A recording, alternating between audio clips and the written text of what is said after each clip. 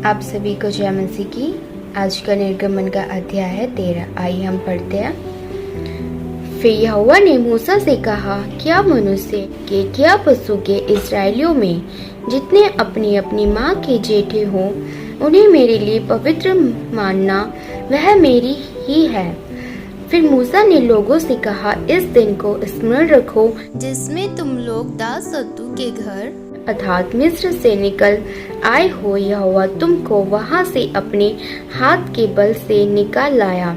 इसमें खमीरी रोटी ना खाई जाए। आबीब के महीने में आज के दिन तुम निकले हो, इसलिए जब यहोवा तुमको कनानी, हित्ती, एमोरी, हिब्बी और यबूसी लोगों के देश में पहुंचाएगा, जिसे देने की उसने तुम्हारे पुरखाओं से शपथ खाई थी और जिसमें दूध और मधु की धाराएं बहती हैं, तब तुम इसी महीने में पर्व मनाना। 7 दिन तक खमीरी रोटी खाया करना और 7वें दिन यहोवा के लिए पर्व मनाना।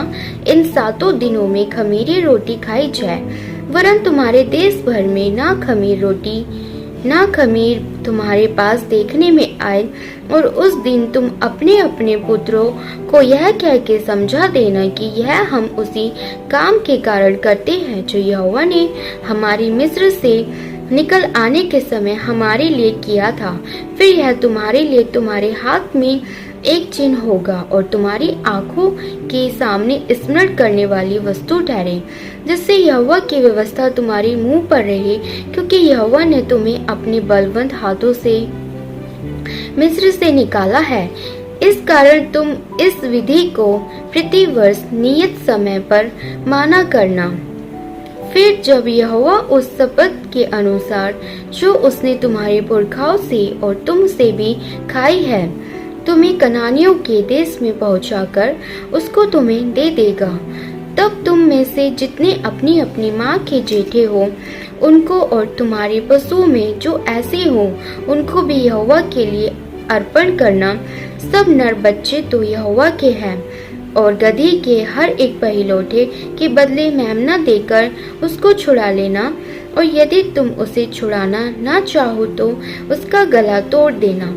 फिर अपने सब पहिलौठे पुत्रों को बदला देकर छुड़ा लेना, और आगे के दिनों में जब तुम्हारे पुत्र तुमसे पूछे यह क्या है, तो उनसे कहना, यहोवा हम लोगों को दासत्व के घर से अर्थात मिस्र देश से अपने हाथों के बल से निकाल लाया है।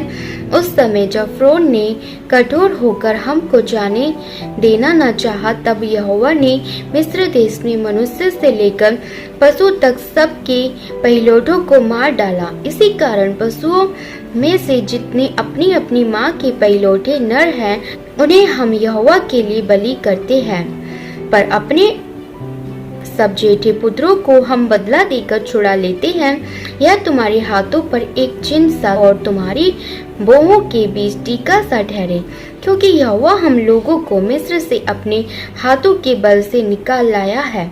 जब फ़िरौन ने लोगों को जाने की आज्ञा दे दी, तब यद्यपि फलिस्तियों के देश में होकर जो मार्ग जाता है वह छोटा था, तो भी परमेश्वर यह सोचकर उनको उस मार्ग से नहीं ले गया कि कहीं ऐसा न हो कि जब ये लोग लड़ाई देखें तब पछताकर मिस्र को लौट आए। इसलिए परमेश्वर उनको चक्कर खिलाकर लाल समुद्र के जंगल के मार्ग से ले चला, और इस्राएली पाती बांधे हुए मिस्र से निकल गए। और मूसा यूसुफ की हड्डियों को साथ लेता गया, क्योंकि यूसुफ ने इस्राएलियों से यह कह के परमेश्वर निश्चय तुम्हारी सुधि लेगा, उनको इस विषय की दृढ़ शपथ खिलाई थी कि वे उसकी हड्डियों को अपने साथ यहाँ से ले जाएंगे।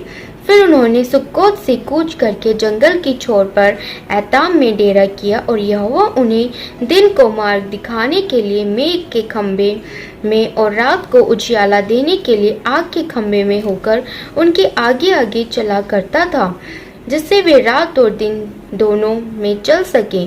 उसने ना तो बादल के खम्भे को दिन में और ना आग के खम्भे को रात में लोगों के आगे से हटाया। आप सभी को इस वचन के द्वारा आशीष मिले। आमीन।